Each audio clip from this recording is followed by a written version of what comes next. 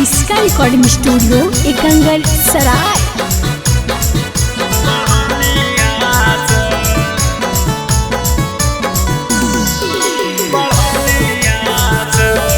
Presented by किसका film. हमारा से सहायता नहीं जवानिया से रे छौड़ा जवानिया से घरवा मारा हो हमारा मैया रोजा बढ़ानिया से घरवा मारा हो हमारो मैया रोजा बढ़ानिया से जानी गेल घरवा में कहानिया से रे छौड़ा कहानिया से यही से मारा है हमारो मैया रोजा बढ़ानिया से घरवा मारा हो हमारो मैया रोजा बढ़ानिया से।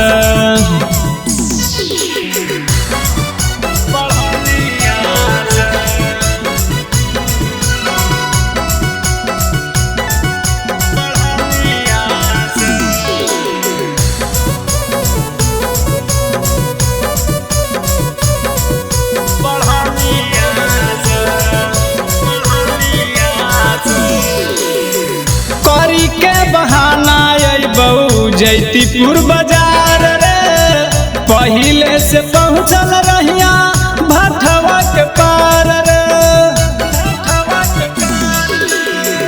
करी के बहाना बहू जैतीपुर बाजार रे पहिले से पहुँचल रहिया भटवा के पार रे मुँह झकल रहबो हम बढ़ानिया से छौड़ा बढ़ानिया से घरवा मारा हो हमारो मैया रोजा बढ़ानिया से घरवा मारा हो हमारो मैया रोजा बढ़ानिया से।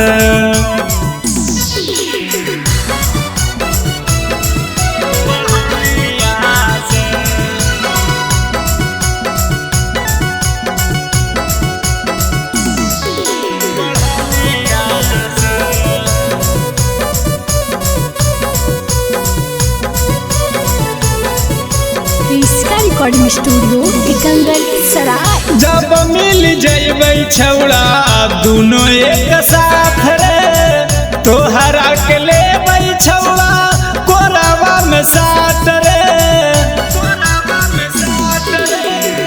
जब मिल जैबै छौड़ा दोनों एक साथ रे आगे के बारे में करबै हम दोनों बात रे देखी ले धनेश्वर हमर कहानिया के यही कहानिया के यही से मारा हो हमारो मैया रोजा बढ़ानिया से घरवा मारा हो हमारो मैया रोजा बढ़ानिया से।